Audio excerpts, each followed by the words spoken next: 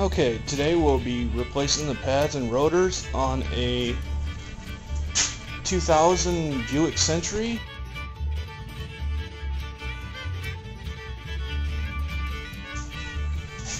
Put my jack in the safe lifting position on the car. Be sure you do that. If you need to know where the safe lifting position is, please refer to your owner's manual.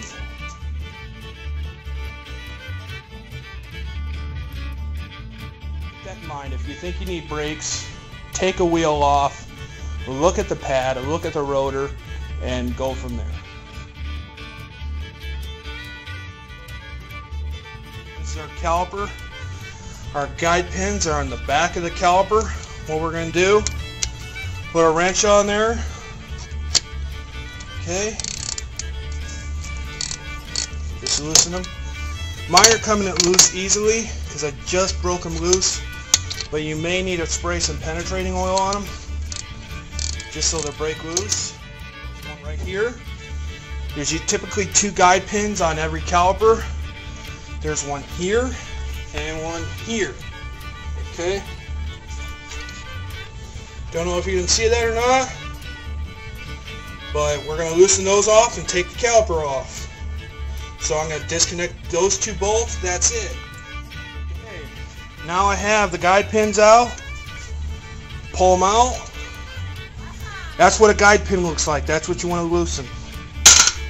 Okay. 1, 2, same thing, guide pin. Okay. Now I take the caliper off. Should just slide right out. There we go. Set the caliper. This is important. When you take the caliper off, don't let it rest on the rubber brake hose because you could break it. If I take the caliper, I set it there. Bada boom, bada bam.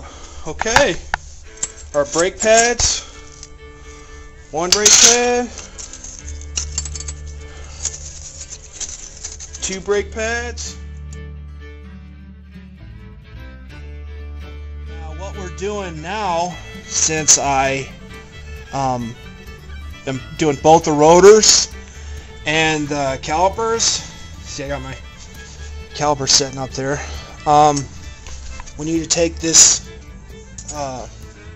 mounting bracket off, and this mounting bracket is what the caliper sits in. There's 2 nuts behind here. This one, okay, and there was one here, but I already took them off. Basically, because you're not gonna see me suffer. You're not gonna see me suffer because they were a bitch taking off.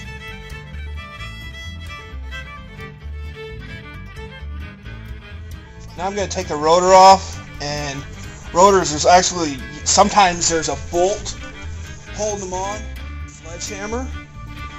Be careful when you do this because you could ruin some bearings. Pound it. There we go. And I've already been pounding on it. I don't know, about 5 or 10 pounds. But this one came off pretty easy. But let's look at these rotors. Okay. See how thin that is. Okay. Now look at this new one. See the thickness? That's what we're looking at, the thickness. The thickness. Okay? See that thickness? See? Okay? So let's look at the back. We got the same groove. These grooves are made from our brake pads. We got some here. Okay, thickness of the pad. Okay? This right here, this is your backing plate. Okay? This right here, you see, it's hard to see, I know, I only got a flip video camera. This is the pad. Okay, backing plate, pad. Backing plate, pad. And what we're looking at is how thick that pad comes off the backing plate. Okay? Okay, now this is our old one, and this is our new one. Okay? Backing plate, pad. See how thick that pad is? This is a brand new one. That's what it should look like. you should have about half this thickness. If you don't even have half this thickness, it's time to do your brakes, okay?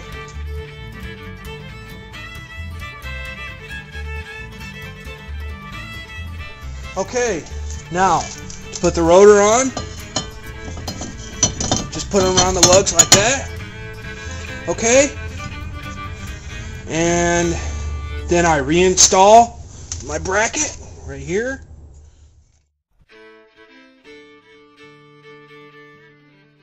Okay, so we've tightened the two nuts here and here.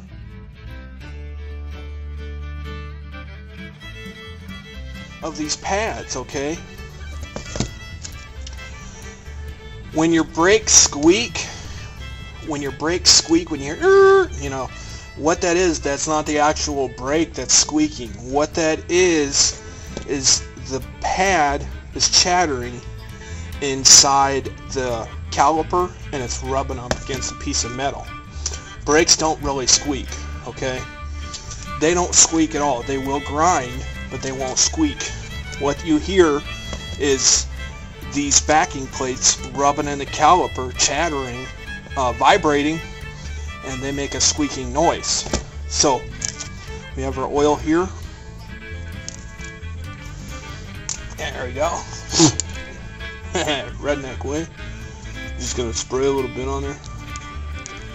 Squeeze it out. You want to use about half. There we go.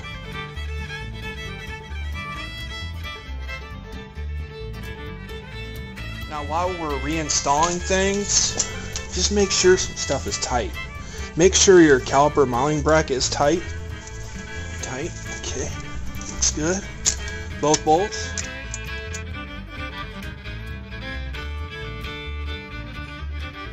Take a C-clamp. We put our C-clamp on one end of the cylinder. This is hard as hell. So, let me just put this light back up.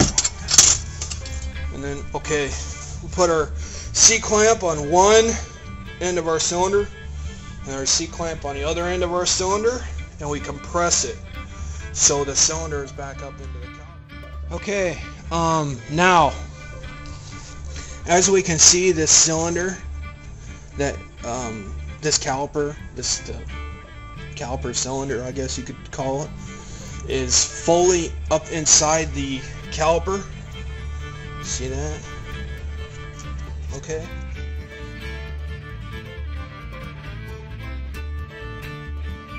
Use about half a can. Be generous with it, you know?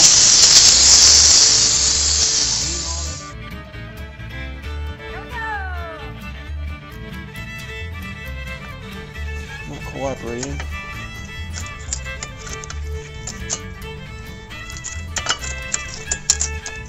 Here.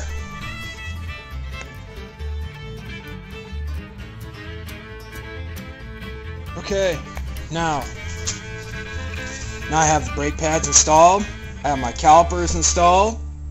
Pads, caliper. Now I just slide my caliper back on. Push these back.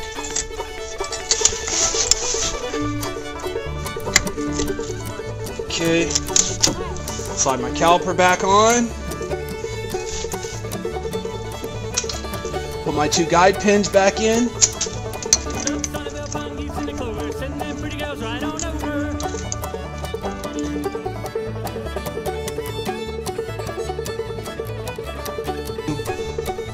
Another thing you noticed is I didn't tell you to bleed the brakes, and bleeding the brakes is not necessary because there was not a hole in the brake line. There was no air in the brake line. Your brakes will automatically adjust once you start driving them.